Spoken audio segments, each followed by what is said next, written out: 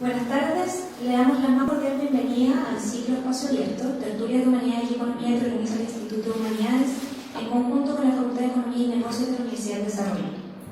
El ciclo constará de 4 charlas magistrales que abordarán la visión de la economía desde la sociología, la filosofía, las artes y la literatura. En esta ocasión se presentará la exposición Filosofía y Economía, el mito del neoliberalismo chileno a cargo de Axel Kaiser. Axel Kaiser es abogado, máster en inversiones, comercio y arbitraje, máster en estudios de Estados Unidos y doctor en filosofía por la Universidad de Heidelberg en Alemania. Es columnista del Mercurio y el Diario Financiero en Chile y colabora regularmente con otros medios internacionales, incluyendo Forbes.com. Ha ganado diversos premios, incluyendo el Book Prize de la Universidad de Heidelberg, el primer lugar en los concursos de ensayo Voces de Libertad del Cato Institute, Washington, Caminos de la Libertad del Grupo Salinas en México, y en el Hayek Essay Contest organizado por la Sociedad Mont Pelerin. Es el director ejecutivo del think tank de inspiración liberal clásica Fundación para el Progreso en Chile. Ahora damos la palabra a Armando Roa, director del Instituto de Humanidades. Voy a hablar de acá, ¿se escucha? Sí. Bueno, muy buenos días a todos. Saludo a algunas autoridades presentes, alumnos, profesores. Simplemente para decir que estamos muy contentos del cuerpo que ha ido tomando este ciclo. Como Instituto de Humanidades, una de las misiones nuestras es poner un diálogo entre las humanidades y las distintas facultades de la universidad, y esto forma parte de un diálogo que hemos abierto con la Facultad de Economía y Negocios. Estamos muy contentos de poder dar la oportunidad de abrir estos espacios de pensamiento. Le agradezco a Axel su presencia acá. La estructura, Axel va a hacer una presentación de 30 minutos aproximadamente y ahí vamos a abrir una ronda de preguntas, comentarios y otros. De manera que, sin más preámbulo, Axel, tienes la palabra. Bueno, de partida, muchas gracias por la invitación y me alegra ver a tantos jóvenes presentes. Espero que hayan venido voluntariamente, no porque el profesor los obligó. De lo contrario, esto sería una pérdida de tiempo o algo parecido a eso. Y yo voy a hablar de un tema que hoy día está súper de moda, que hoy día se discute en todos lados, especialmente ahora a raíz del cambio de gabinete y a raíz de todo lo que ha sucedido en el último año, desde que entró el nuevo gobierno en Chile, y que tiene que ver con el mito del neoliberalismo chileno. Ustedes muy bien saben que se está tratando de cambiar el sistema, ¿no es cierto? El gobierno que entró ahora dice que este es un sistema neoliberal muy injusto, muy malo, y que hay que cambiarlo de raíz, porque es fundamentalmente inmoral. Esa es la razón. Si ustedes leen, por ejemplo, el libro de varios profesores llamados Fernando Atria, Alfredo Yoniant, Guillermo Larraín, Javier Couso y José Miguel Benavente, que se llama El otro modelo, ahí está más o menos el marco teórico que se aplica, el diagnóstico y hacia dónde debiera ir Chile hoy en día. ¿Por qué yo llamé esta charla el mito del neoliberalismo chileno? Porque casi todo lo que se dice en la discusión pública sobre lo que ocurrió en Chile, sobre lo que es el sistema institucional que tenemos, es poco claro y está plagado de mitología. De partida también el origen de las ideas que dan pie a estas instituciones que tenemos. Por ejemplo, déjenme partir con el primer mito. Mito número 1. Las ideas que se instauraron en Chile son neoliberales. ¿Ustedes saben lo que es el neoliberalismo? ¿Saben de dónde viene? ¿Alguien me podría decir aquí en esta sala de dónde viene el concepto de neoliberalismo? ¿Alguien sabe? Todo el mundo lo oye permanentemente y probablemente ustedes lo usan incluso en sus discusiones. Y obviamente tiene una connotación muy negativa, ¿no es cierto? Ricardo López Murphy, que fue exministro de Economía en Argentina, dice, porque esta connotación negativa es en toda América Latina, que cuando sus nietos se portan mal, dice, voy a llamar a los neoliberales si no te portas bien. Porque ya es como ya lo peor de lo peor el neoliberalismo, como ya el sumum de todos los males habido y por haber. Déjenme decirles que el concepto neoliberalismo lo acuñó un alemán que se llamaba Alexander Rustov en la década del 30. Y él se refería, y este hombre venía del socialismo, el economista este, y él, alejándose de las ideas socialistas, porque obviamente se da cuenta de que no llevan a buen puerto, se acerca a un liberalismo y lo que él busca en realidad es una alternativa entre el socialismo y el capitalismo a la Adam Smith, que él tampoco compartía plenamente. Entonces plantea un camino intermedio que para la época era algo sumamente osado, porque esta era la época en que predominaba el socialismo, el comunismo, el fascismo y todas estas cosas. O sea, el tipo en el contexto de la época era un defensor de la libertad, digámoslo así. Y él acuña ese concepto neoliberalismo, que después se populariza en un famoso coloquio Lippmann que se hace en París, también en la década del 30, pero que los que supuestamente son llamados neoliberales, la Escuela de Chicago, la Escuela Austríaca de Economía, todos ellos, jamás aceptaron. O sea, ni Friedman, ni Hayek, ni todos esos pensadores se definieron a sí mismos como neoliberales. El neoliberalismo es mucho más, originalmente, es mucho más cercano a la socialdemocracia que a lo que puede ser un sistema de libre mercado puro y duro, digamos. ¿Me entienden? Entonces, lo primero que hay que decir es que el neoliberalismo, si nos vamos al origen histórico del concepto, no tiene que ver con, como se suele plantear caricaturescamente, eliminar el Estado, prácticamente, que el Estado no haga nada. De hecho, hoy día, si ustedes van a Alemania, el concepto de neoliberalismo en alemán lo que significa es economía social de mercado. Eso es lo que significa el concepto de neoliberalismo en alemán. Economía social de mercado. Hubo, por supuesto, después una distorsión grotesca en que este concepto se fue asociando, especialmente en América Latina, con las reformas económicas que ocurrieron en Chile, de partida, bajo el régimen militar. ¿Verdad? Ese se supone que es el origen práctico o la implementación de la teoría supuestamente neoliberal que venía de la Escuela de Chicago. En Chile parte todo. Si ustedes leen la literatura, ya sea de autores marxistas como David Harvey, o ustedes leen lo que dice la Naomi Klein, o ustedes leen lo que dice, digamos, diversos autores, incluido Premio Nobel de Economía Gary Becker o Paul Krugman, todos tienen reflexiones en este sentido. Neil Ferguson, el profesor de Harvard. En Chile partió las reformas económicas libertarias que después supuestamente fueron de inspiración para Margaret Thatcher en Inglaterra y Ronald Reagan en Estados Unidos, y ese sería, en cierto sentido, el principio del fin del socialismo en el mundo. Eso lo dicen autores de las mejores universidades del mundo, no lo estoy diciendo yo. Ahora, ¿qué es lo que se hizo en Chile, efectivamente? ¿Es verdad que nosotros implementamos un sistema donde el Estado no jugaba ningún rol redistributivo, ni regulatorio, ni nada así? Porque eso es lo que se plantea hoy día, ¿no? ¿No es verdad? Eso es falso, es falsedad absoluta. El sistema, si ustedes lo analizan y si ustedes leen el ladrillo, por ejemplo, ¿saben lo que es el ladrillo, me imagino? Bueno, el ladrillo es el documento fundante de la política económica del régimen militar, que se aplicó más o menos con diferencias, pero más o menos ahí está el diagnóstico. Si ustedes leen el ladrillo tiene capítulos enteros destinados a explicar cómo el gobierno tiene que redistribuir riqueza y tiene que intervenir.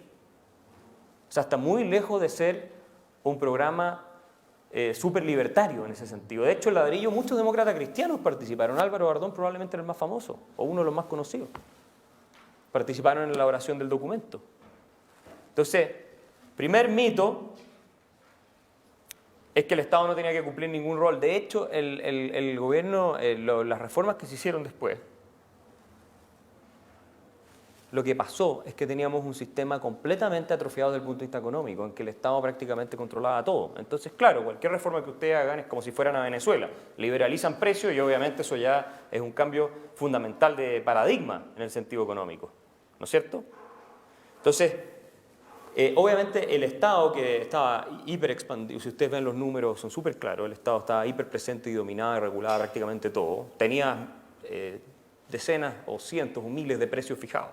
Si te comías un hot dog con palta costaba una cosa, sin palta costaba otra, y el gobierno te decía cuánto tenía que costar el hot dog. ¿Te fijas? Entonces, pero el Estado sí asumió un rol que era subsidiario, pero de política social bastante focalizada, que antes era muy desordenado y por lo tanto era muy ineficiente.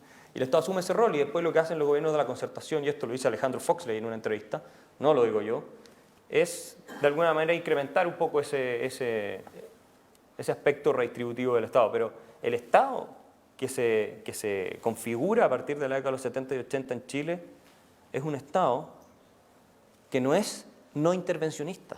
Eso es falso. Es un Estado mucho menos intervencionista de lo que existió antes. Es un Estado que respeta el derecho de propiedad, todo eso sí. Pero no es un Estado que no le asigne una función a la redistribución en materia de salud, educación, vivienda y todo lo demás. Eso no es verdad.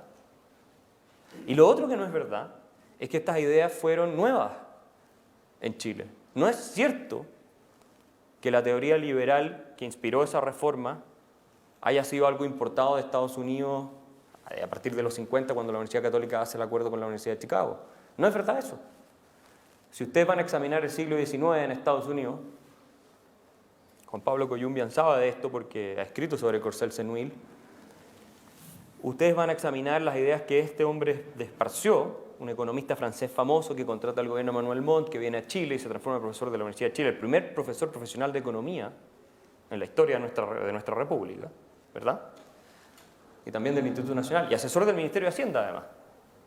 Si ustedes leen lo que él escribía, era mucho más radical que lo que hicieron los Chicago Boys en Chile después.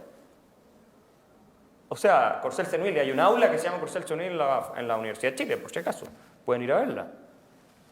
Corcel Senuil era un liberal radical, mucho más radical, en muchos sentidos, que lo que después se vino a instaurar en la década de los 70 y 80. O sea, Corcel Senuil casi, te diría yo, no aceptaba la redistribución del Estado, prácticamente para nada.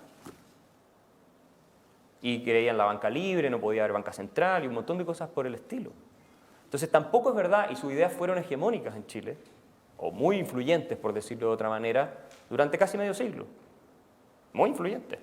En la clase política, en el mundo intelectual, etcétera, sus discípulos. Entonces no es verdad que estas ideas sean nuevas y que las hayan importado los Chicago después de que la CIA conspiró con los profesores de la Universidad de Chicago para darle un golpe de Estado a Salvador Allende y probar estas teorías en Chile como si Chile fuera un laboratorio. Eso es absurdo. Es lo que se lee en la literatura, en muchos libros, pero eso es absurdo. Entonces, ese es un segundo mito. Un tercer mito tiene que ver con la idea de que en los 70 y 80 lo único que le importaba a los famosos Chicago Boys, me imagino que ustedes saben de quién estoy hablando cuando hablo de los Chicago Boys. Bueno, los reformadores que habían estudiado en la escuela de Chicago y volvieron a Chile a hacer estas reformas, que a ellos lo único que les importaba era la libertad económica y que el resto les daba lo mismo. No les importaba la democracia, no les importaban los derechos humanos, no les importaba nada de todo eso. Eso es falso. No cabe la menor duda de que el régimen autoritario, o la dictadura, si ustedes quieren, fue un marco que fue más fácil para implementar las reformas que tal vez lo que hubiera sido un régimen democrático. ¿Ya? Porque obviamente no tienes que preguntarle nada a nadie, tú llegas y haces la reforma. A pesar de que dentro del mismo régimen había una resistencia muy grande, como sabemos hoy día. Pero hay evidencia, hay carta, yo siempre me gusta ir a los documentos y a la evidencia histórica, porque estas cosas son, si no, son pura teoría y opiniones subjetivas de cada uno. Hay cartas del embajador de Estados Unidos en la época, en que él da cuenta de cómo varios de estos reformadores efectivamente tuvieron problemas dentro del régimen por defender la libertad de expresión, por condenar ciertos crímenes que se cometían, etc. Y tal vez el caso más interesante es el de José Piñera, el hermano de Sebastián Piñera, que fue ministro de Minería y ministro del Trabajo. Él tenía una revista que se llamaba Economía y Sociedad, que probablemente ustedes no han leído, pero en esa revista hay un montón de artículos que se escribieron en la década de los 80 en contra de el gobierno, por precisamente aplastar ciertas libertades y por abusar de ciertos derechos fundamentales, que los escribió José Piñera y otra gente relacionada al círculo.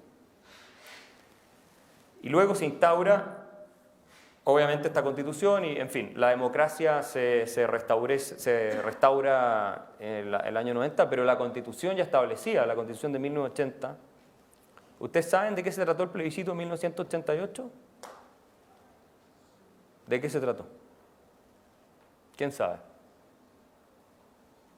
En el 88 era como para elegir si la Junta seguía 8 años más o no, y aparte, la continuidad de la Junta de Gobierno. No era eso. Se llama que incluía un paquete de reformas constitucionales. En general, el principio del tema del año 88 era que la democracia se reintroducía sí o sí. La democracia volvía sí o sí. La Constitución de 1980 fijó el retorno a la democracia. El plebiscito tenía que ver con si Pinochet seguía de presidente de la República, con parlamento elegido y todo lo demás. Eso era. No era si la dictadura seguía o no seguía. La democracia está listo, chao. Si ustedes leen entrevistas de Ricardo Lagos de mediados de los 80 y Clodomiro Almeida, ellos mismos reconocen en esa década, están ahí los documentos, que están convencidos de que el régimen militar va a entregar el poder de vuelta a la democracia, que no van a poder hacerse los lesos con la constitución que ellos mismos hicieron. Y esto es importante decirlo porque más allá de todo el tema de los derechos humanos, que es un desastre y que eso merece toda la condena del mundo, pero más allá de eso, desde el origen, en los reformadores que estuvieron vinculados a todo este proceso, hubo la convicción de que el tema del gobierno del régimen militar iba a ser transicional, que no iba a ser algo para siempre. Si ustedes leen los documentos, históricamente está ahí. Hay un profesor que se llama Robert Barro, no el economista, otro, un jurista que escribió un libro que publicó la Universidad de Cambridge muy extenso sobre este tema y de cómo al final la institucionalidad misma que creó la Junta y la Constitución y todo terminó por bloquear cualquier intento de que se perpetuaran en el poder. Esto es lo que dice eso es lo que dice la evidencia de los estudios. Entonces, esto no es una justificación de lo que pasó, nada. Yo estoy simplemente haciendo una descripción que puede ser discutida tal vez con evidencia que pruebe otra cosa, ¿se fijan? Y probablemente puede haber discusión y va a haber discusión. Pero es importante tener claro que esas ideas sobre las cuales se fundamenta el sistema que tenemos hoy eran ideas liberales en un sentido integral, en el sentido no solo de la libertad económica. Lo que pasa es que se entendía que si la libertad económica, la libertad de que ustedes puedan disponer de lo que es suyo, de que la inflación no sea un 1000% como era el año 73, se fijan de que no haya escasez de bienes básicos, la democracia no podía funcionar. ¿Quién cree que una democracia puede funcionar si la gente no encuentra bienes básicos para satisfacer sus necesidades? ¿Quién cree eso? ¿Quién cree que Venezuela es una democracia?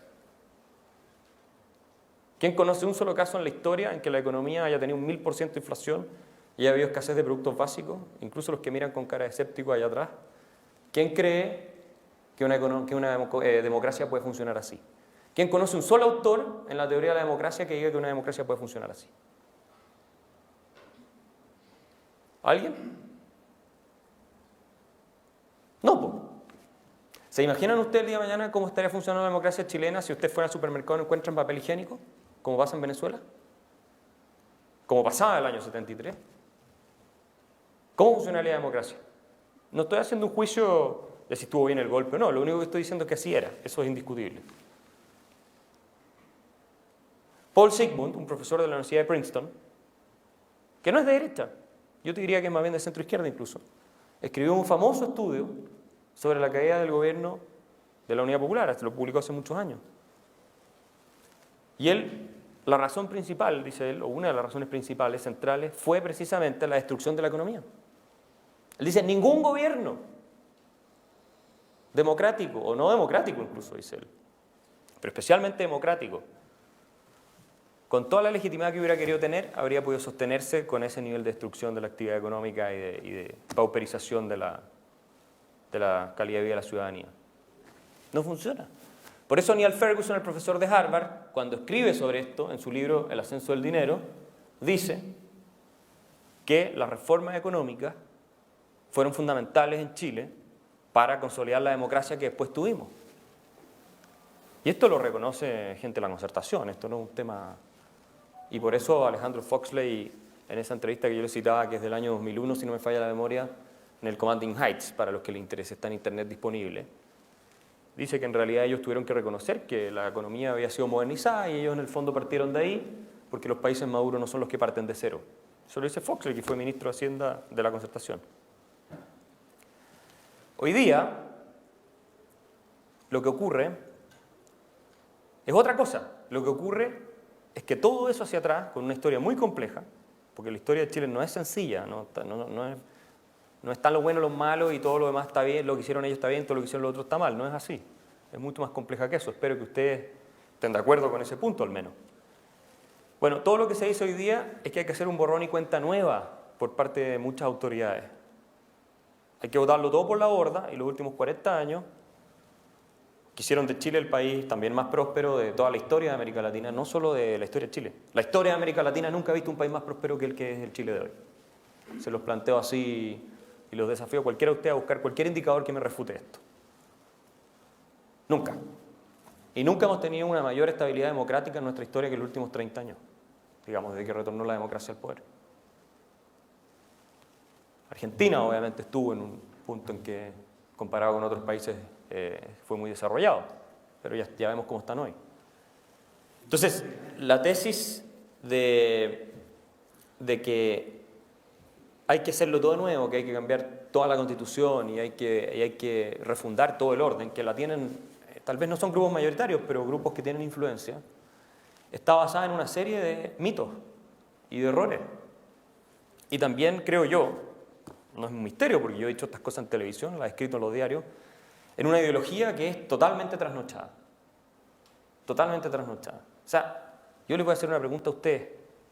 ¿Alguien de ustedes cree sinceramente que uno solo de los problemas que aquejan a los chilenos, delincuencia, mala calidad de la educación, salud, lo que ustedes quieran, se va a resolver con una nueva constitución?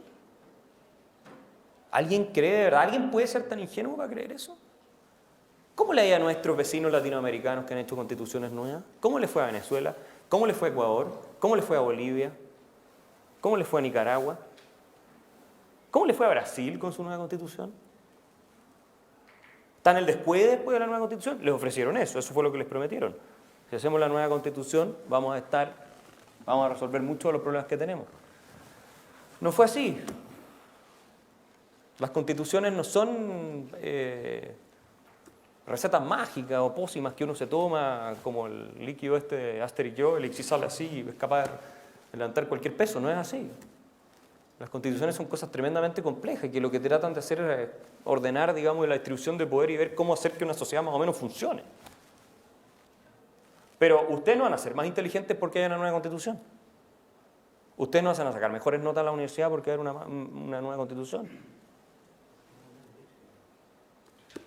La gente no va a ser más productiva en Chile porque hay una nueva constitución. La gente no va a cometer menos delitos porque hay una nueva constitución. Si es que puede ocurrir lo contrario, porque si una nueva constitución destruye las instituciones o debilita las instituciones que incentivan la inversión, la creación de empleo y todo eso, obviamente el resultado va a ser otro. Va a tener más desempleo, el desempleo también, hay estudios que te prueban, lleva más criminalidad, etcétera, etcétera. Entonces, yo los quiero dejar, con esto voy cerrando, creo que ya estoy en el tiempo, yo los quiero dejar con esa inquietud. Primero, invitarlos a estudiar por su cuenta esta historia, a los que les interese o si es que les sobra algo de tiempo. Reflexionen en torno a lo que el país fue antes de 1973, a lo que el país fue hasta 1990 y a lo que el país fue desde 1990 hasta ahora. Reflexionen en torno a eso y traten de darse cuenta de lo difícil que fue, no solo, o sea, para Chile, para todo el país, de lado y lado, armar lo que está armado ahora. Y pregúntense si acaso el éxito de un país está garantizado o no, y que a lo mismo lo que ustedes hagan, el país va a seguir hacia arriba. Porque si hay algo que la historia enseña, y sobre todo la de nuestro barrio de América Latina, es que la historia no está determinada por ninguna ley como pensaba Marx, y el progreso no es inevitable como pensaba Marx. Y termino citando al pobre Simón Bolívar, que lo tienen más manoseado en América Latina. O sea, no hay, yo creo que una figura que haya sido más, voy a usar un término bien feo, prostituida, que el pobre Simón Bolívar. Ustedes saben que Simón Bolívar, antes de morir en 1830, le mandó una carta al general, a uno de sus generales, Flores, y le dice que después de toda la vida en América, llega a la conclusión de que este continente siempre va a caer en manos de tiranos de todos los colores y razas. O sea, que aquí no hay nada que se pueda hacer. Y dice textual, lo único que se puede hacer en América es emigrar. ¿Queremos eso para Chile? ¿Llegar a esa conclusión? Los venezolanos se están yendo, los argentinos se van de su país, los ecuatorianos se van de su país. Todo el mundo se va a América Latina, Estados Unidos, Europa. Muchos vienen para acá, a Chile. ¿Se han dado cuenta? La cantidad de gente colombiana, de todos lados que está. ¿Por qué será? No debe ser porque acá le está yendo peor que allá, que en sus propios países. Entonces, termino con esa nota de optimismo por un lado, de que podemos seguir por un camino productivo, pero también de cautela por el otro, en el sentido de que si no cuidamos lo que tenemos, los países son como los matrimonios. Si uno no los cuida, no funcionan solos. El éxito no está asegurado. Bien, gracias Axel. Polémico. La idea es justamente generar un espacio para el pensamiento crítico. En la sesión anterior tuvimos a Manuel Antonio Garretón. Yo aquí desgraciadamente tengo que ser moderador, me encantaría discutir en fin, una serie de afirmaciones, pero estoy condenado a ser moderador. Pero es interesante, observando las dos exposiciones, ¿eh? Yo lo digo como desde un punto de vista literario, las lecturas tan diversas que puede tener la historia, ¿no? Y cómo poder generar puntos de encuentro en esas lecturas. Yo estando en desacuerdo con muchas cosas que has dicho, pero me gustaría sí que un tema el cual estuvimos conversando antes de la charla, y que es un tema que tú lo tocas y que a mí me parece muy interesante, más allá de las cifras económicas, porque yo creo que los marxistas y los liberales son mucho más parecidos de lo que se cree, en el sentido de pretender que la historia está manejada por leyes de la economía, y para Marx, para Hegel, que será la dialéctica, para los neoliberales la mano invisible, y es un acto como de magia, ¿no? Como casi desde un punto de vista literario, no lo digo por ironizar, una especie de ciencia ficción, ¿no? Un Dios omnisciente que lo va a arreglar todo. Yo creo que una de las cosas por las cuales no estoy de acuerdo contigo en que esté el país más, o que ha sido un momento más próspero, es por algo que conversamos antes de y que creo muy interesante escuchar tu opinión, porque estando en desacuerdo en general con muchas cosas que has dicho, pero en ese punto yo estaba muy de acuerdo contigo, y que se refiere a que al parecer este modelo, y no es culpa tampoco del modelo, ¿no? Al final los modelos, detrás de los modelos están los hombres. Un tema que tú has tocado en tus exposiciones, de hecho el título de tu libro es La fatal ignorancia, respecto a la anorexia cultural, a la anorexia o al empobrecimiento del mundo de las ideas. Al parecer este modelo neoliberal no valoraba mucho el tema de las ideas, o quienes lo administraban, porque no te voy a tocar a Hayek, a von Mises, que eran economistas muy serios, muy sólidos,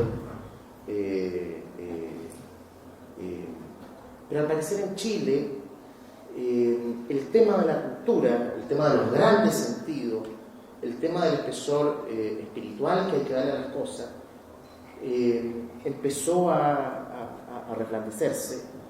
Y la verdad es que esta crisis de sentido es transversal, ¿eh? Yo le iba a hacer la misma pregunta a Garretón, pero tampoco se pudo por el tema del tiempo. ¿No sientes que ahí hay una deuda? Es decir, yo me pregunto, claro, si medimos la prosperidad, y que eso podría ser discutible desde un punto de vista económico, pero aceptando los índices económicos,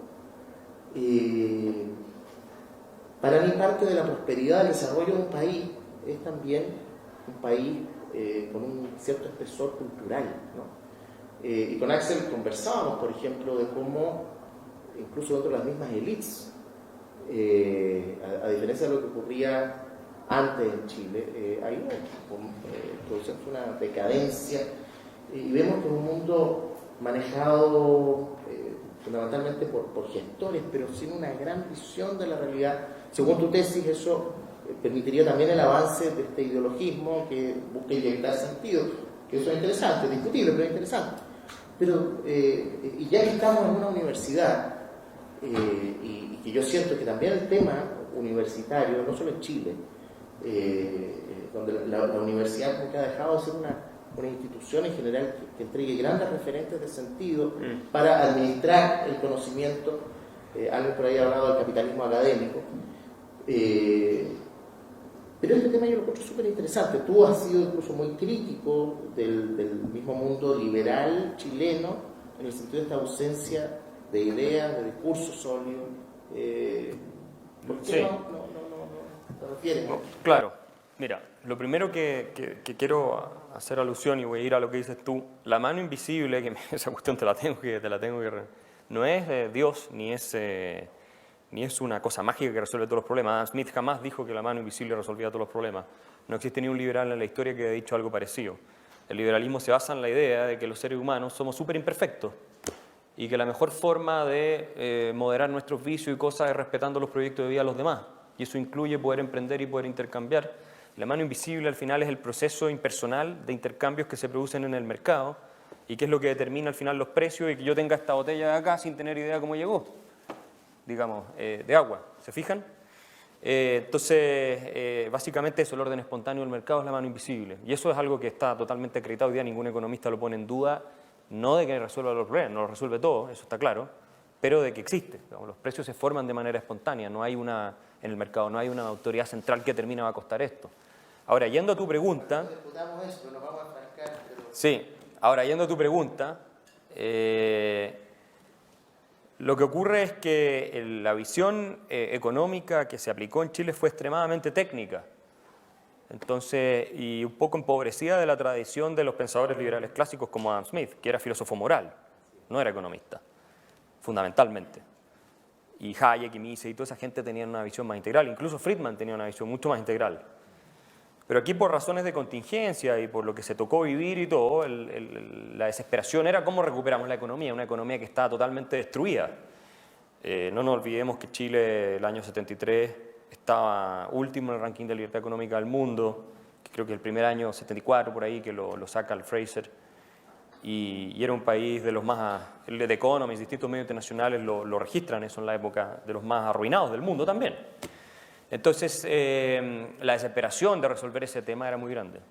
Y al final esa cosa técnica quedó y nos quedamos obsesionados con las cifras y con los números y con la cosa puramente pragmática y nos perdimos todo el tema del sentido y la filosofía política que acompaña un sistema de libertades, que a mi juicio es el sistema moralmente superior. Yo no soy partidario del mercado, eso lo quiero dejar súper claro. No soy partidario del libre mercado. Yo soy partidario de la libertad personal, no del libre mercado. Resulta que si tú le das libertad a las personas, curiosamente ellos van a tender a ir a hacer intercambios. Yo tengo que respetar eso si soy partidario de que tú hagas con tu vida lo que quieres hacer. Ahora, podría teóricamente ocurrir que todos decidamos volvernos autárquicos y no intercambiar nunca más nada ni producir nada, y no vivir todos al cerro, como vivíamos antes, en función o en ejercicio de nuestra libertad, y el mercado desaparecería. Yo no tengo ninguna objeción de principios contra eso. Ninguna, absolutamente ninguna. Alguien si quiere hacer ermitaño y ir a vivir a la montaña, es libre de hacerlo. Si todos lo decidimos hacer, el mercado desaparece. Lo que yo defiendo es la libertad personal. Y a mí me parece que la esencia de la dignidad de las personas pasa porque puedan decidir qué es lo que van a hacer con sus vidas. Y si eso consiste en emprender, en hacer un negocio, en satisfacer necesidades de la gente y en definitiva, al día de mañana hacerse ricos, de manera honesta, por supuesto, y comprarse un Ferrari y andar en el Ferrari con una rubia teñida al lado, yo lo puedo encontrar lo más picante que hay. Pero yo tengo que respetar eso. ¿Por qué voy a obligar al tipo a andar en otro auto que él quiere andar? Es su problema. Si ustedes quieren fumar marihuana, obviamente ninguno de ustedes lo ha hecho jamás. El problema de ustedes. ¿Por qué tengo que obligar? No es que le hace mal la marihuana a mí, ¿por qué los tengo que obligar? Ahora, volviendo al tema de la cultura, estas ideas de la libertad personal, de respetar los proyectos de vida de los otros, si al final no es que uno defienda a los grandes empresarios, al revés, uno está en contra desde Adam Smith en adelante, son lo más peligroso que hay para la libertad individual. Pero cuando uno defiende la libertad, un Estado que no se mete, el Estado es poder, el Estado es violencia, el Estado es coacción, lo enseña Max Weber, ¿verdad? Que el Estado no se meta quiere decir que ustedes deciden. No todos los resultados que se siguen de la decisión de las personas son positivos. Y en eso yo puedo estar de acuerdo contigo. El sistema libre que se instaura en Chile de los 70 en adelante, uno de los efectos negativos que puede haber tenido es que el tema del aprecio por la cultura y todo lo demás se fue perdiendo. Ahora yo creo que se va a ir recuperando. Lo que pasa es que como tú decías... Pero otro sistema, no, que no era en la que la UP tampoco, la gente era mucho más apreciada la cultura que después. El tema es... No era que antes se apreciaba mucho más tampoco el tema cultural. Sí, las élites del siglo XIX, todos ellos sí, pero no es que, digamos, en el tiempo de la UP, el aprecio por la cultura es mucho mayor, en el sentido de general, digo, no de un partido o de otro, sino que en el sentido social. Vamos a abrir un espacio para el público. A pesar de que tengo que decir algo. Dame un minuto y abrimos. Mi pregunta iba...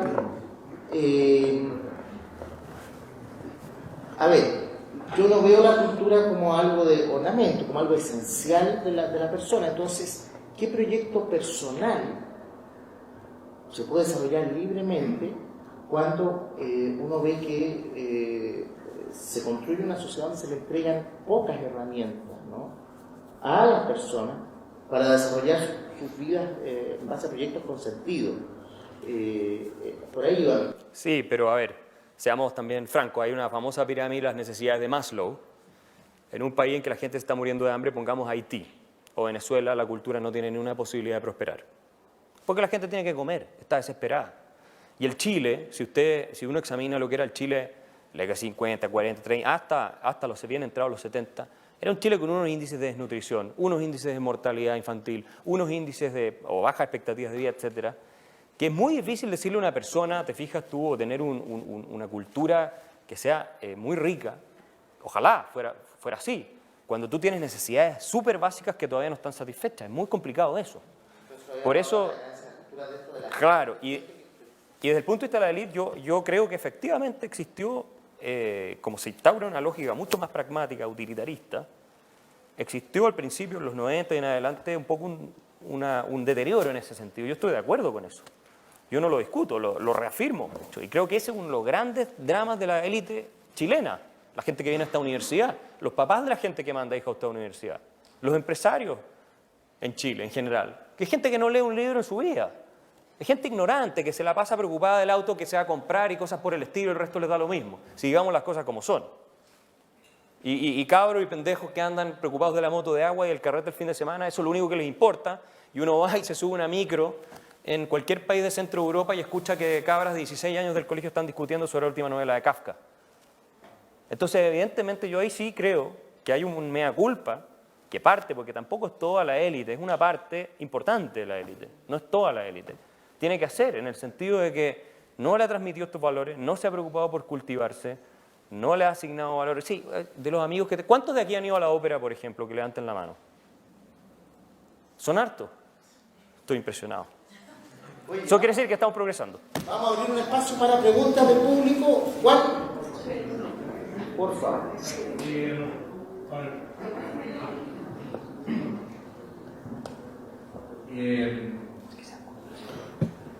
Primero, solo un comentario.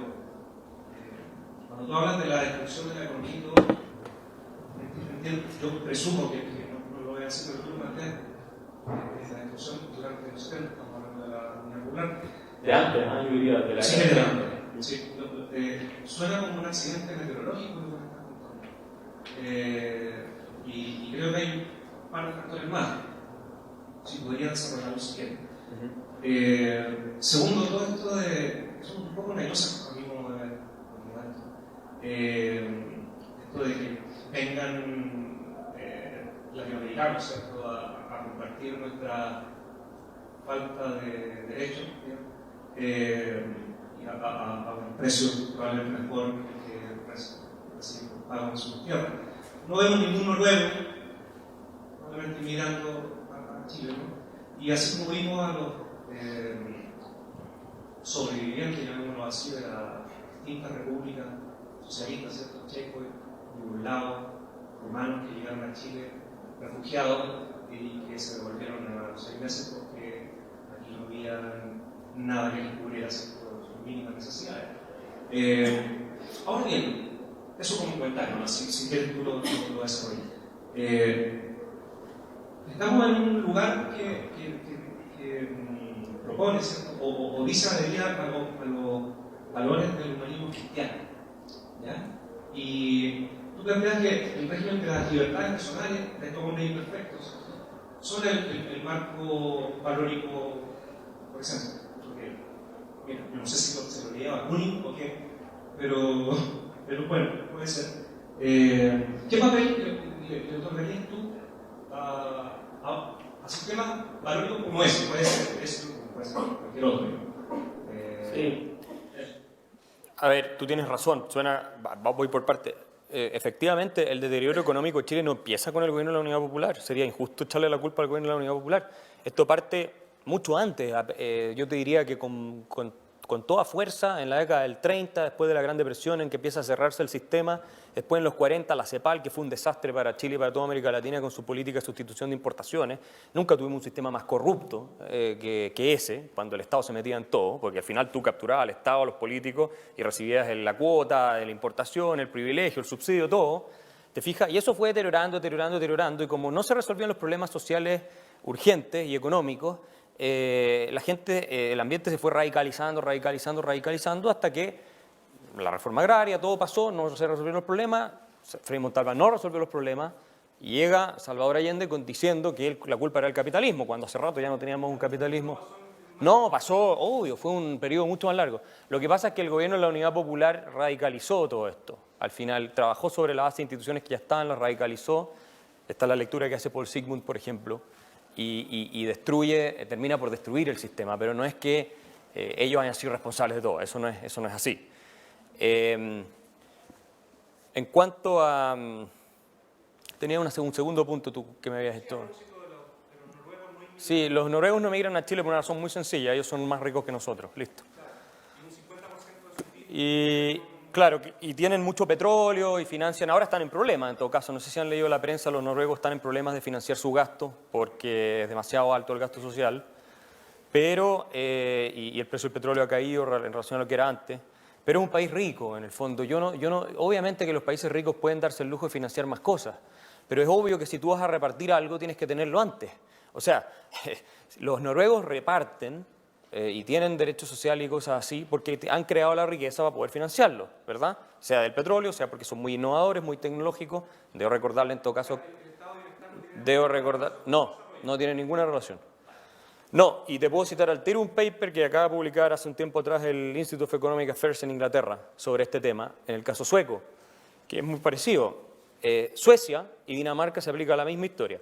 Suecia era el cuarto país más rico del mundo en términos de ingreso per cápita antes de crear el estado de bienestar y era uno de los países más igualitarios del mundo. Crea el estado de bienestar a partir de los 50 en adelante, cayó al país número 14 el ingreso per cápita, aumenta la desigualdad y termina quebrando en la década del 90 y haciendo reformas para liberalizar aún más, sigue siendo un estado de bienestar, todo lo que ustedes quieran, pero liberalizan bastante en relación a lo que era. Entonces, ojo con ese tema porque no es que tú como Estado, al gastar plata, permites que la gente cree riqueza. Tú para gastar riqueza, lo que necesitas es poder extraerla antes, ¿cierto? Si el Estado creara riqueza, nos debería pagar impuestos a nosotros y no nosotros impuestos al Estado. ¿Te fijas? Entonces, ahora, yo entiendo tu punto y sé que hay literatura económica que argumenta que si tú gastas, por ejemplo, muy bien en temas de educación y cosas así, y se hace bien, y eso tiene un impacto positivo, no lo estoy discutiendo, lo mismo puede pasar en infraestructura, pero... No, lo que pasa es que cuando tú creas riqueza automáticamente la distribuyes.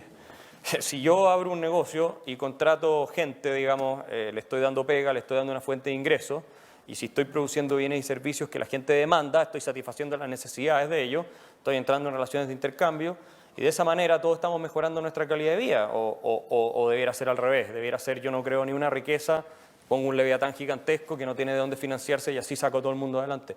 No funciona así. Tú tienes que tener el sector privado muy pujante, muy potente, yo creo que en eso hay consenso hoy día entre los economistas de los distintos lados, para poder permitir que la sociedad avance y nunca matar la gallina a los huevos de oro. ¿Te fijas? Si el Estado cobrara un 100% de impuestos, ¿cuánto recaudaría? 0. Entonces, hay un punto en el cual tú ya no puedes cobrar más impuestos para arriba porque tu recaudación cae. Pregúntenle al exministro Arenas. ¿No es cierto que dijo vamos a recaudar 8.000 millones y ahora se están dando cuenta que la plata va a ser harto menos de la que ellos pronosticaron porque obviamente las inversiones con todo el tema que se planteó se están escapando, el crecimiento ha caído, también el cobre les pegó un golpe, en fin. Entonces hay que tener cuidado. Ojalá fuera así de fácil, o sea, sería el descueve poder, ¿no es cierto?, financiarle todo lo que la gente necesita ilimitadamente. Lamentablemente no estamos en esa situación. Ojalá algún día lleguemos. Siempre hay una pugna entre las ideas el marco de derecha e izquierda, entre las ideas de la igualdad y las ideas de la libertad. En momentos de la historia en que predomina más hegemónicamente la idea de la libertad, y en momentos de la historia en que predomina más la idea de la igualdad. Entonces, en el fondo, ese es el caso de Chile. ¿No? Por ejemplo, el caso de Chile del 2010 y 2014, en que gobernó un gobierno de centro-derecha inspirado supuestamente en las ideas de la libertad, y que entre algún país, en todos los indicadores del 2014, era mucho mejor que el 2010. Era un país que se iba más rico, más desarrollado, con menos pobreza, creó un millón de empleos, crecimiento económico. Y como tú dices, Chile es el país más rico, más desarrollado, más próspero de América Latina, pero sin embargo, en ningún indicador que diga que es el país más feliz de América Latina. Entonces, digo, el 2014 se entregó un país mucho más rico que el 2010, eso no hay duda. Pero la discusión es si ese Chile del 2014 era más feliz que el 2010, y el punto que quería ir es, si efectivamente fue un gobierno muy exitoso, con ideas de la libertad, ¿cómo se explica que después de eso el cerco se haya corrido hacia la izquierda? Que después de un gobierno de derecha exitoso de todo el indicador que no había, se haya corrido el cerco tanto hacia la izquierda a nivel de un resultado electoral que no se veía desde el año 70. Oye, lo que pasa es que yo discrepo de tu diagnóstico. Yo creo que el gobierno de Sebastián Piñera no fue un gobierno libertario, fue un gobierno socialdemócrata. O sea, el gobierno de Sebastián Piñera expandió el Estado, subió el impuesto a las empresas, rigidizó el mercado laboral, endosó el discurso de la igualdad. ¿Dónde incrementó la libertad del gobierno de Sebastián Piñera? Lo que pasa es que los indicadores de lo que tú estás hablando también tienen mucho que ver con un precio del cobre que fue récord y con precios en términos de intercambio que fueron también muy favorables. Pero no hubo ninguna reforma, a ver que alguien me diga, yo no conozco ninguna reforma que marcó un antes y un después, ni en términos de productividad, ni en términos de crecimiento económico, ni nada en el gobierno de Piñera. Y si tú lees el discurso que el presidente Piñera dio en el aniversario del diario La Segunda, el discurso es casi un copy-paste de lo que la presidenta Bachelet venía diciendo hace rato sobre que el gran problema de Chile era la desigualdad. Entonces, no me extraña que todo el escenario se haya corrido a la izquierda después del gobierno del presidente Piñera. Entonces, no me parece a mí que haya sido un gobierno... Yo tampoco me interesa el tema de la derecha o la izquierda. Yo defiendo la libertad personal, que tú hagas con tu vida lo que tú estimes y que nadie te diga lo que tienes que hacer con tu vida. Eso es lo que yo defiendo. Eso no es ni derecha ni izquierda. No está ni a la derecha ni a la izquierda. Yo creo que eso es estar al frente en esta discusión. ¿Ah? Entonces, yo no me identifico con la derecha por eso, porque la derecha en mucho sentido tampoco cree en la libertad. Ni en la libertad desde temas valóricos, ni siquiera en las económicas muchas veces. Entonces, al final, discrepo con tu diagnóstico. Y lo que sí tengo claro es que las ideas de la igualdad, entendidas como la igualdad en el sentido material, en el sentido de que todos tengan lo mismo, qué sé yo, son ideas que no llevan a buen puerto, son ideas que fracasan, hacen fracasar a los países. Y lo de la felicidad, que es el punto más interesante, yo te diría que puede que tengas razón. Incluso un país que prospera mucho, aunque hay muchos indicadores y estadísticas que señalan que hay una correlación entre riqueza y felicidad, que en general los países más ricos tienden a mostrar más felicidad que los menos ricos. Hay también esos estudios. Pero yo creo que la felicidad es un tema personal. No podemos decirle a los políticos que se preocupen ellos de hacernos felices a nosotros. O sea, imagínate que el Estado se encargue de que seamos más felices los chilenos, que Guido Girardi se encargue de hacernos más felices. O sea, por el amor de Dios, Dios nos libre. Yo sabré si quiero ganar más plata o quiero tener una empresa o quiero comprarme un Porsche para ser más feliz y tener una vida totalmente vacía de sentido. O si voy a ser una persona tal vez más austera, pero con una vida espiritual más plena, con vida familiar y todo eso, que me va a hacer más feliz a la larga. Pero ese es mi problema. No tiene por qué venir, digamos, qué sé yo, el ministro Hoy día Valdés o cualquiera de ellos va a decirnos, oye, tú ahora en adelante vas a ser más feliz así si el Estado te quita más de tus impuestos. Yo creo que eso no es forma de conseguir la felicidad. Les propongo para cerrar una pregunta de un alumno y después de Juan Eduardo, nuestro vicerrector.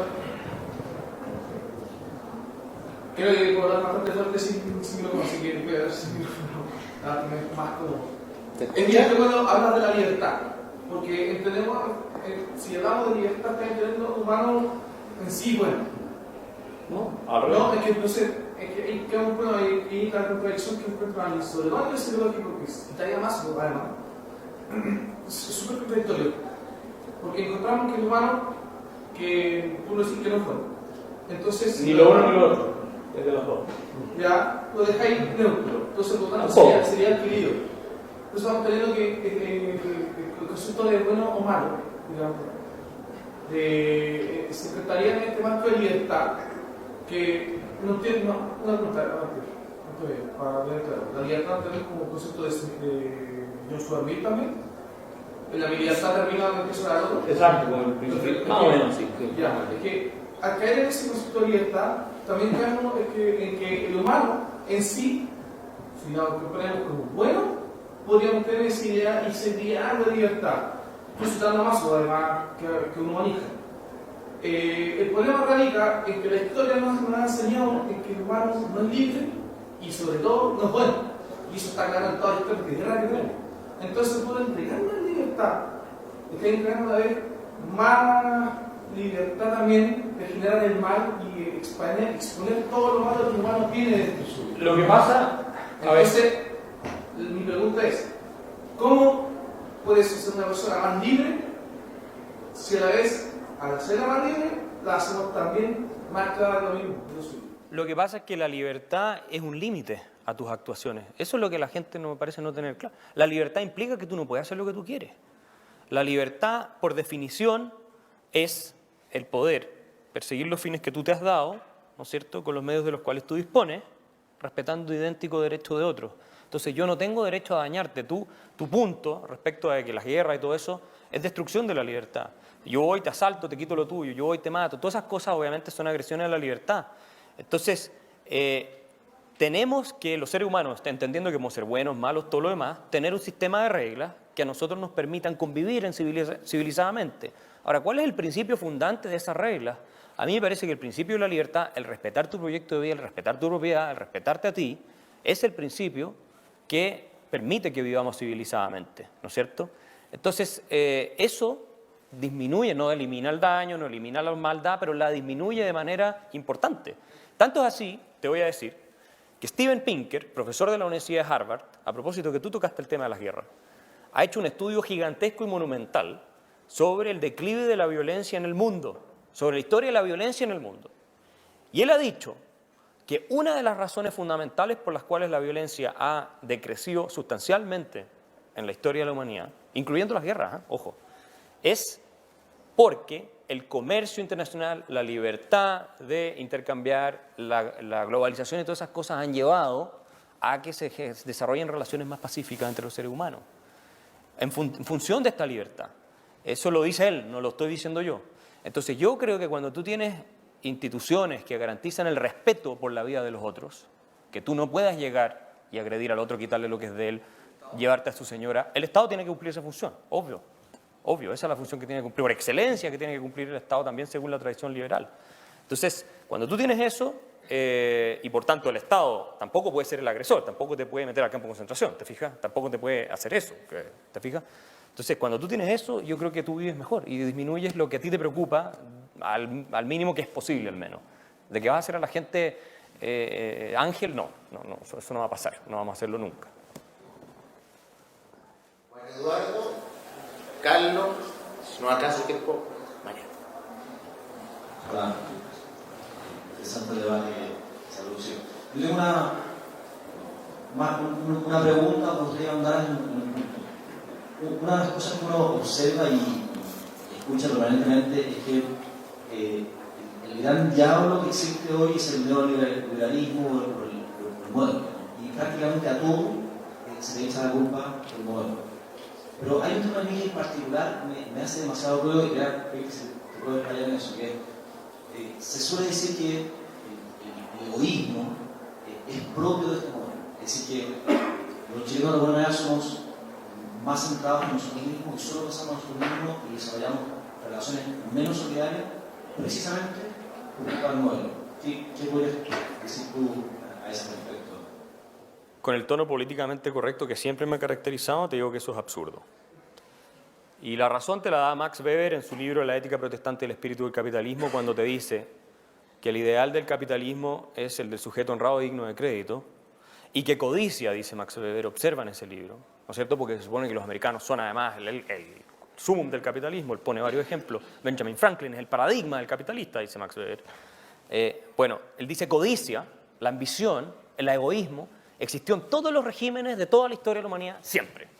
Y te pone el ejemplo de los mandarines chinos y todos cómo explotaban a la gente y le sacaban el jugo, etc. Si hay algo que hace el capitalismo, dice Max Weber, es moderar, morigerar, incluso civilizar ese impulso. Porque implica, ¿no es cierto?, un respeto al final irrestricto por el derecho que está asociado a la ética protestante, de la que él habla, el derecho de propiedad del otro, por el trabajo bien hecho, por ese tipo de cosas, y por ser un sujeto, como dice él, cito textual, digno de crédito y honrado. Y Adam Smith también habla de esto. Adam Smith en la teoría de los sentimientos morales dice que es casi imposible como profesional en una sociedad llegar a ser exitoso, ganar plata, que te vaya bien, si tú no tienes un conjunto de virtudes que son apreciadas por tu comunidad. El ser honrado, el ser honesto, todas esas cosas. Si tú tienes fama de pillo, de ladrón, es difícil que encuentres mucha gente para hacer negocio y que te vaya bien. Puede irte bien si eres un mafioso. O si tienes un sistema que te protege. Pero si no tienes un sistema que te protege, es difícil que te vaya bien. ¿Se fijan? Si haces trampa y no te pillan, tal vez sí. Pero estoy hablando dentro de las reglas de la transparencia.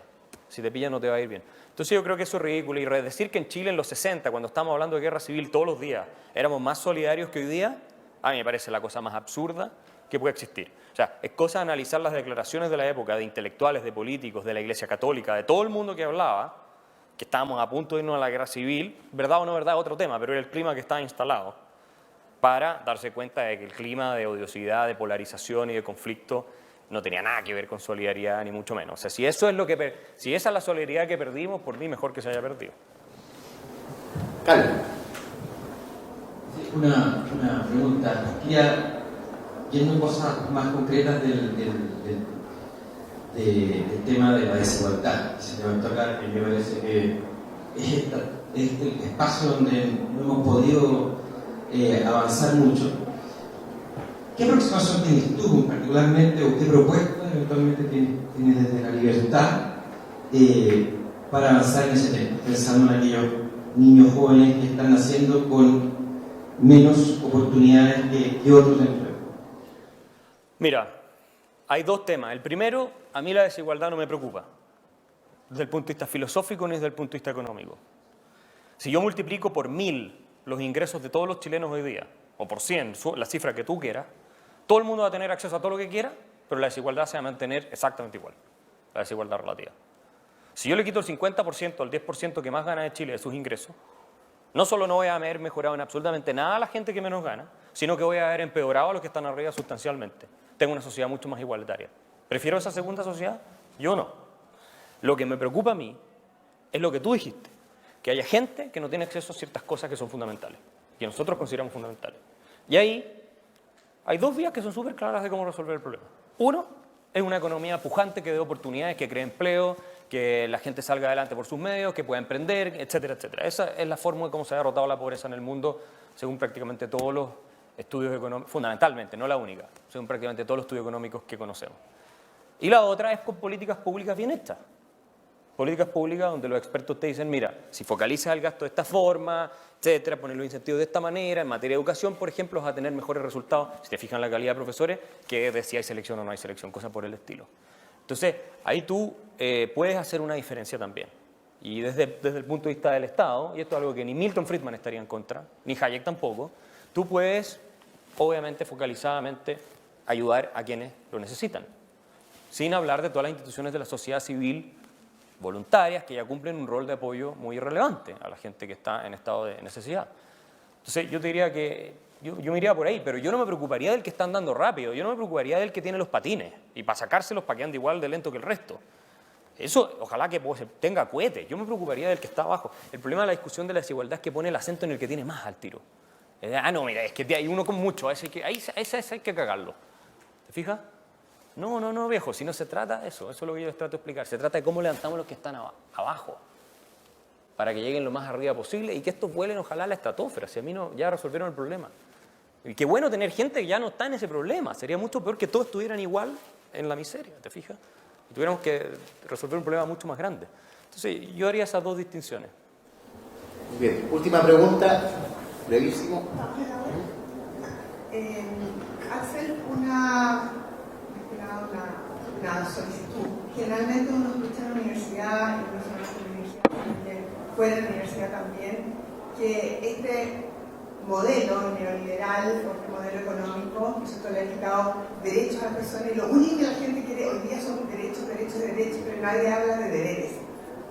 Entonces me gustaría que pudieras hablar de eso, porque yo creo que si uno quiere derechos, también tiene que tener derechos. O sea, depende de lo que entendamos por derechos, porque te fijas, nosotros podemos tener una constitución como la de la Unión Soviética que garantizaba todo tipo de derechos a todos, y a nadie se le cumplía. Porque todas estas cosas de los derechos que garantiza el Estado, los famosos derechos sociales, tienen que pagarse. Alguien tiene que financiarlos, y eso es lo que tenemos que entender de una buena vez en este país. Cuando uno dice, tengo derecho a la universidad gratis, lo que está diciendo es, tengo derecho a que otra persona me pague a mí la universidad. Eso es lo que está diciendo, nada más. Tengo derecho a que otro me trabaje gratis y me pague la universidad. Punto. Esa es la realidad económica. Filosóficamente podemos tratar de justificar esto, pero es que económicamente es así. Y si tú no tienes suficiente gente a la cual sacarle esos recursos para financiar las demandas, o no tienes la suficiente riqueza, ¿cómo la financias? No tienes cómo financiarlo. Entonces tú puedes tener todos estos derechos que quieren meter ahora en la Constitución en Chile, y puedes tener derecho, oye, en la Constitución de Ecuador dice que los ecuatorianos tienen la obligación de ser hacendosos, de ser esforzados. Tú puedes poner en la Constitución que los chilenos tenemos la obligación de ser súper honestos y nunca engañar a nadie. ¿De qué sirve eso? No sirve de nada. Si la realidad es mucho más compleja que eso, tú tienes que tener instituciones que te permitan, en un mundo de recursos escasos y necesidades ilimitadas, tener la mayor cantidad de recursos disponibles para todo el mundo. Y esta es la gran paradoja, eso pasa porque el Estado intervenga lo menos posible, no porque intervenga lo más posible, más allá de cierto esquema de redistribución que puede hacer. Entonces, a mí me da la impresión, y con esto voy terminando, es que nosotros, si es que seguimos así, ojalá no, pero si seguimos así vamos a terminar como en Argentina, donde todo el mundo tiene derecho a todo, hasta las cirugías plásticas reciben subsidio. Creo que es el único gasto sensato que hace el gobierno allá por lo demás. Pero todo el mundo tiene derecho. Y tú vas a la Universidad de Buenos Aires, y es un desastre esa universidad desde el punto de vista de cómo se despilfarran los recursos. El graduado de la Universidad Pública Argentina, Estatal Argentina, se los digo a todos ustedes aquí para que tengan claro cómo funciona, pero nosotros no nos vamos a acercar a los suecos o a los alemanes, no. Si hacemos algo así, va a ser más parecido a Argentina, créanme. Es más caro que el de la universidad particular pagada más cara de Argentina, en promedio. ¿Es eso sensato? ¿Ese despilfarro de recursos de gente que lo necesita? Y donde estudia además la mayoría de los que van de los segmentos de mayores ingresos. ¿Tiene sentido una cosa así? Pero es derecho. Y obviamente una vez que tú ya diste esos derechos, tratar de quitarlos después, yo creo que no es que crea, es prácticamente imposible. Entonces así se te abre una caja de Pandora y que no termina nunca, porque derecho a esto, ¿y por qué no derecho a lo otro? ¿Por qué no derecho a la salud, obviamente, pero también a la vivienda gratis y de calidad? ¿Por qué va a ser más importante la educación universitaria que la vivienda gratis y de calidad? ¿Por qué la gente que está sentada en la última fila aquí en la sala no tiene derecho a la vivienda gratis y de calidad? De repente la gente mayor que no fue a la universidad o ya fue, lo que necesita es eso, y no educación universitaria. Para ellos es mucho más importante. ¿Por qué no darles eso gratis también? Y transporte gratis para la gente que vive aislada, y alimentación gratis, no es el caso más importante que todo lo demás, y vestimenta gratis. Todas esas cosas deben ser derechos. ¿Por qué no? Eso es lo que yo no logro entender. ¿Por qué unas cosas son derechos y las otras no? O sea, si ya vamos a pedir derechos, pidámoslos de manera consecuente. Y todos vamos a estar felices porque no vamos a tener que trabajar, vamos a tener todo gratis. Muy bien, yo quiero agradecer aquí tu exposición.